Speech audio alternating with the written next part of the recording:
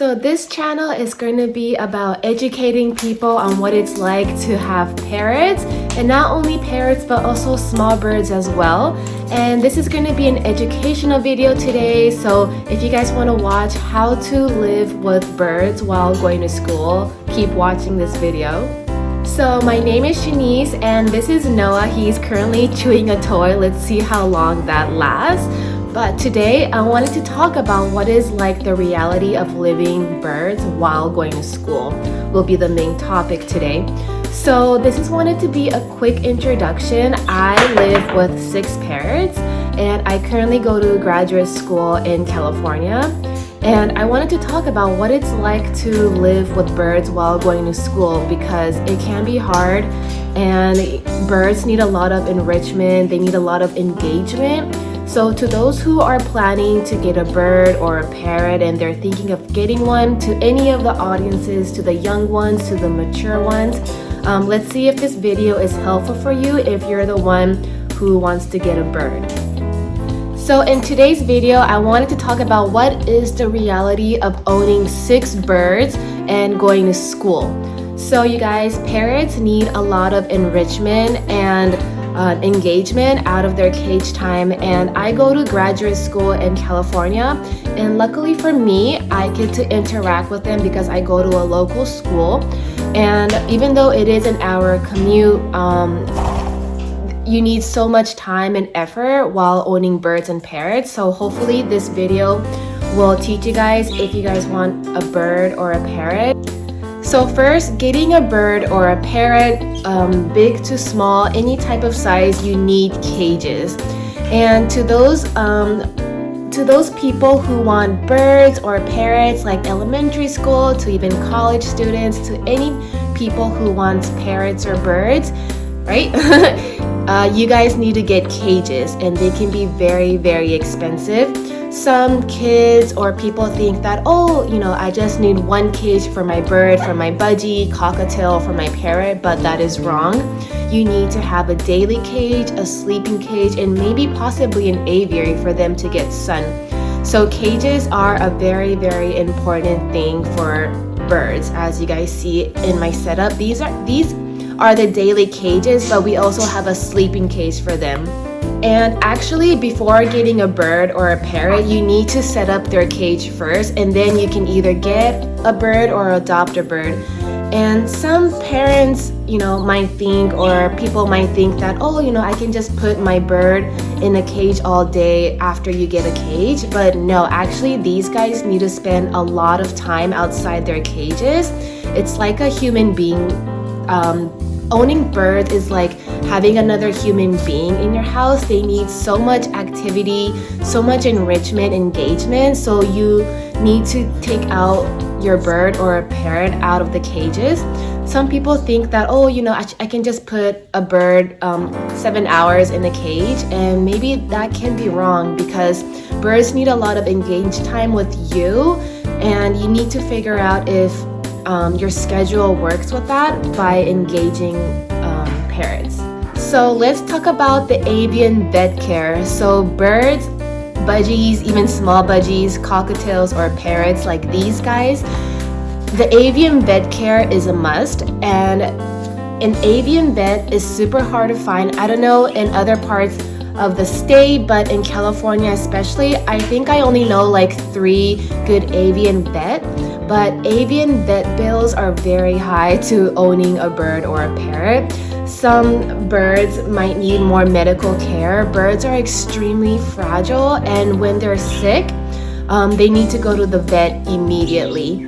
So some people, when they own birds or parrots, and they don't realize how much the avian vet bills cost after they get sick, it's really heartbreaking and sad to see a parrot or a bird not go to the vet immediately because their parents couldn't afford vet bills, or you couldn't afford vet bills. And there is insurance, but actually insurance is definitely not enough. So if you guys are thinking of owning a bird or a parrot, an avian vet is a must. So remember to always think before getting a a parrot or a bird and think, is there any good avian vets around my area? Can I afford this?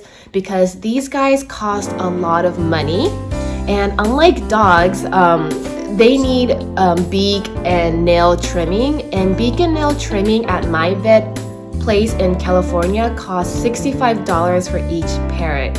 And with beak and nails trimming, I go there once every 3 months, but we actually have a baby parrot that needs more care in his beak.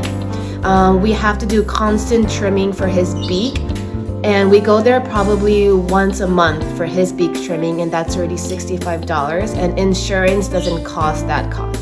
So if you guys are thinking about owning a bird or a parrot, please think about the avian vet bills, because that is probably the #1 care for these guys.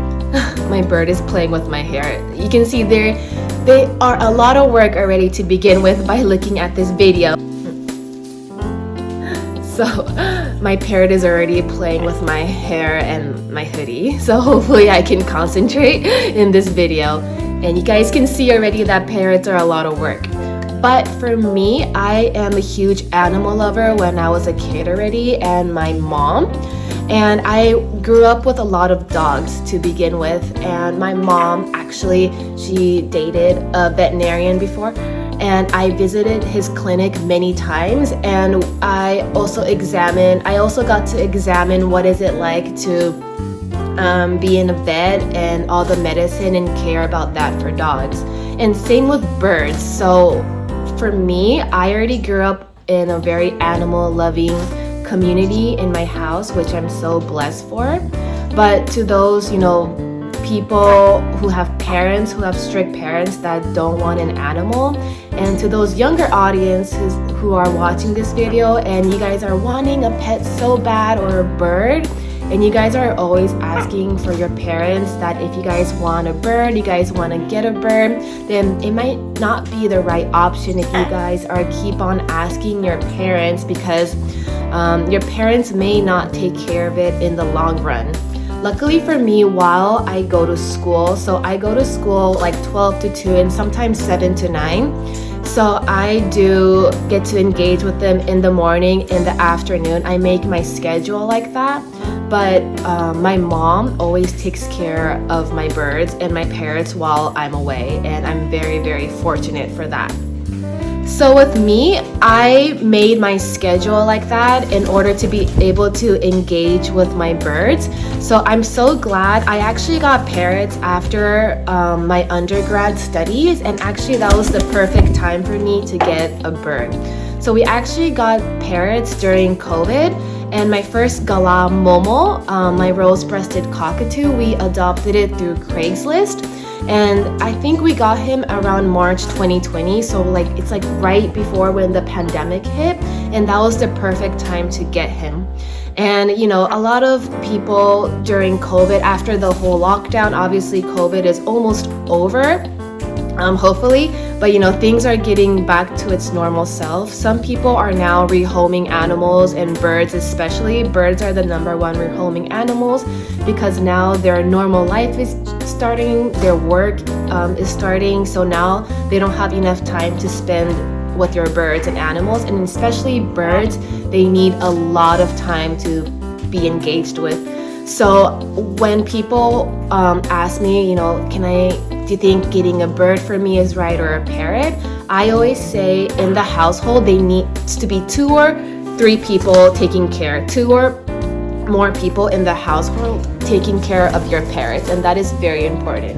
Because for me, while I go to school, my mom takes care of it, and my stepdad actually, his work is like 10 minutes walking distance from my house. So during lunchtime, he always comes here and engage with my rose-breasted cockatoo. He's right there, actually, Momo. He always engages with my birds. So definitely, if you guys are planning to get a bird or a parrot, you need to be living with 2 to 3 more people, because just in case if something happens to you, then some other family member can take care of it. So I do recommend, if you guys are thinking about getting a bird or a parrot, 2 or more people should be in the household so you guys can take care of it as a family. So let's talk about their life expectancy. So with budgies and cockatiels, I don't own cockatiels, but this is what I know from budgies experience. They can live up to 10 to 20 years, I believe. And these guys, probably larger macaws, they can live up to 30 to 50 years if they're extremely healthy. And medium-sized parrots can live up to 20, 30, 40, 50 years even, like God knows. So these guys can live up to really, really long years of life. So if you guys are thinking about owning a bird or a parrot, you guys need to think about how long they can live up to. And if you guys are living with more than 2 to 3 people, then I do recommend getting a bird or even adopting one. But if you guys are living alone in the house and you're always out working and you're not home, then I feel like those people, you guys shouldn't be owning a bird for your guys' sake, because these guys need a lot of time outside their cages. So if you're coming home really late every day and there's nobody there to take care of, then getting a bird or a parrot might not be the right fit for you. So definitely you need to think about your future plans before getting a bird or a parrot. Now let's talk about the cages and the toys of how much they need. So some people think that, when they go to Petco or different bird stores and they see little budgies and cockatiels and they see them in small cages there, they realize that, maybe I just need a small cage for their daily cages. But no, actually they need a daytime cage and a sleeping cage. I told that previously. But even budgies for cockatiels, they need a big cage. They need a lot of enrichment with toys, especially. These guys, especially him, he is a destroyer and he needs a lot of toys in his cage. And not just him, but all my parrots here that you see behind me, their cages are filled with toys, and we constantly rotate them. We constantly get them at least once a week with a lot of toys. So it's very important for them to get a lot of toys to begin with. And toys, you gotta rotate them really quickly because they might get bored of the toys that they're using constantly. You see here, he is always just trying to engage with me. They're super, super highly active. So you need a lot of toys for them to be able to play with while you're having a busy day or you're going somewhere. So these guys, as you see, those are the toys that we set up. But even for the budgies and cockatiels, for my budgies, we get a lot of toys for my budgies. Even though they're not like destroyers like my macaw and my other parrots, they also need new toys every week or a month, because then they'll get bored in their cages and that might lead to plucking or other concerns. So parrots are extremely fragile, and you need to think that it's like another human being in the house. They always need toys. You need to constantly play with them. Like him, he is always constantly on me. He's constantly moving around. So these guys are super, super high energy. So with good enrichment with toys and foraging toys, wood toys, like you need different kinds of toys for them to be always interacted and to keep them always busy. So let's talk about how much do I have to clean each time, because parrots and budgies make a lot of mess. And especially my budgie, my budgie might make a lot of more mess than these guys. Sorry. See, these guys are super energetic. He is just all over the place and I cannot concentrate in this video. But these guys, since they are destroyers, I need to clean their cages a lot because there are so many toys on the ground and there's so many poop on the ground. Even though birds, what I like about that, their poop does not smell. That's the number one thing I love about these guys, is that their poop does not smell, even smaller birds like budgies. But my budgie is constantly playing in his cage, so I do need to clean the cage. At least I am kind of OCD and I like to keep things really clean in their cages, but not just for me, but for their purposes. They can get sick really easily, so you need to be constantly cleaning their cages for their health. So you need to clean their cages, the toys that they drop, the poop that they drop. And birds can be trained for potty training, but even though my birds, I don't do that. I gave up on that. And you can't train for them to potty train, but they're gonna poop no matter what. So I always clean their cages twice a week when they go to sleep after I come back home from school. And also sometimes I clean their cages in the morning before I go to school. And I do vacuum at least twice a day. Maybe that's too much, but at least once a day I do clean in the morning or maybe night when they go to sleep, because they do make a lot of mess even outside the cages when we do interact with them in the household. They fly, they poop, so I do vacuum and mop every week. So to those who are not good with cleaning, to the kids, that doesn't want to touch their poop, or the parents or their parents when they get a bird and they realize how much poop they do and they don't want to clean it, maybe birds and parrots are not the right fit for you. And let's talk about how I train these guys and how much I train. So with birds, getting a new bird or a parrot might take a lot of time training, and owning parrots or birds, you need a lot of patience and dedication. And I feel like I'm those two. I'm patient and dedicated. Again, I grew up with animals and I always knew how much work they would need to have. Obviously, dogs are much more low maintenance, but even with dogs, when they get sick, you need to go to the vet. You need to take them out twice a day. Sometimes I take my dogs out to a cafe or maybe a dog park for them to really enjoy and be interactive. And it's the same with birds too. So when we first got Momo, our adopted cockatoo, he was extremely hard to work around because he was adopted. He hated us, he was clipped, and some people who get birds or parrots from the bird store, sometimes they come as clipped. So clipped birds are very hard to work with. Every bird has a different journey, but clipped birds, or when you get a new bird, it might take a lot of time for them to adjust in the household. So please be patient when you're training a bird. You have to be very patient. And sometimes birds, you have to know their body languages really well, especially my Gala cockatoo. He is extremely hard to read, maybe even my Cape parrot, because birds bite, you guys. And I just got bit by Momo, my cockatoo over here, my pink cockatoo over here. I got bit probably a few days ago on my thumb. You can probably see it here. I got bit right there. Finally, it's healing, but it still hurts actually. So sometimes kids and parrots don't match because they can bite really hard, and that can be very dangerous.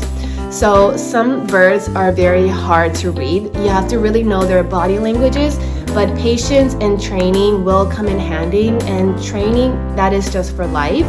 Birds go through different stages of being hormonal, or some birds just don't want them to touch you and they might randomly bite you. That's what happened to Momo. I was just putting him on the weight scale and picking him up to go to his daily cage, and he just bit me for no reason.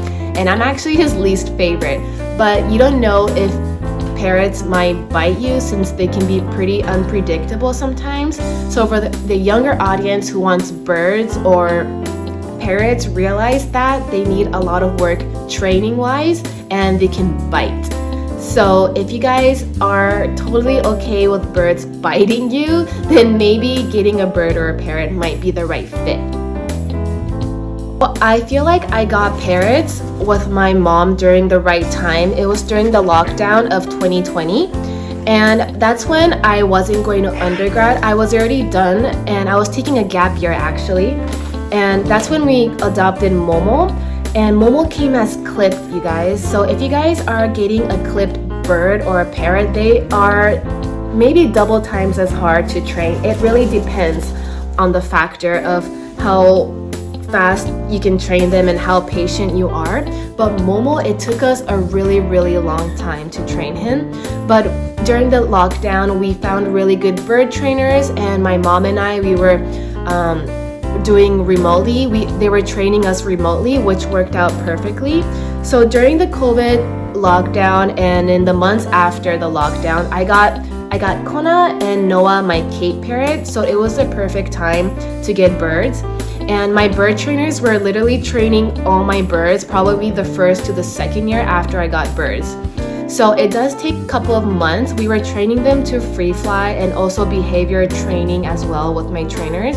And Dave and Jamie, they did so well training my birds that now I feel like we are finally settled and I can go to college. I can go to my classes in college without worrying them for training because we were training them so much before. So if you guys are thinking about getting a bird or a parrot and they're clipped and you're having like behavior problems, they're biting you, they're not listening to you, then I do recommend getting a bird trainer, and that can be a lot of expenses for you too. But getting a bird trainer and training your parrot is just so rewarding. So to those who are interested in getting a bird or a parrot and you're having, maybe not enough time for them to train, maybe getting birds or parrots are not the right fit for you. So when you first get a parrot or a bird, I realized that so many kids want birds because of their coloring and their appearances and their beautiful feathering and coloring. Basically, they can be red, green, blue, different colors. And some people want birds or kids because of how they look. And yes, don't underestimate this cockatoo, Momo. Even though we did a lot of research getting our first cockatoo, my mom always wanted a galop. It was actually her choice to get a parrot. I didn't really know about parrots that much, but I'm so glad that we got these guys. But actually, when we adopted Momo, even though we did a lot of research, cockatoos are extremely crazy, even these pink ones. So don't be fooled by their really cute appearances or their pink appearances with this rose-breasted cockatoo. Parrots can be very, very hard to be able to have and train in the household. But I really don't want you guys to be discouraged of getting a parrot. You guys might be thinking of adopting one, and a lot of parrots needs to be adopted. So I hope this video kind of shows what's the reality of owning birds and parrots to see if you guys are the right fit for them. I just want these guys to have the most amazing life that they can give. It's like owning a human being. So if you guys have time and the effort and your parents are willing to get birds and parrots and you guys are all spending effort and time trying to get a bird or a parrot, then I do recommend getting a bird or a parrot. But again, in conclusion, when people ask me what type of bird is the best bird, before I got a budgie, I would always say a budgie or a cockatiel because they're small. But after owning a budgie, they're actually a lot of work, maybe more than my parrots to train. My budgie is pretty hard to train. So when people ask me what is a good first bird choice, maybe I will say a dove. Because actually my first bird was a dove. And they're actually very sweet. They do not bite. So maybe getting a first bird will be a dove. Because some people do say of my bird friends, when people ask them what type of parrot do you guys recommend, we do not recommend parrots for a first bird or an animal choice. They can be a lot of work. But maybe getting a dove, something sweet, will be better. Even though doves are also hard to train, but they don't bite like this one. So thank you guys so much for watching my Parrot Life channel. Please subscribe to the Parrot Life if you guys want to watch more videos about my parrots and their daily lives and education. See you in the next video.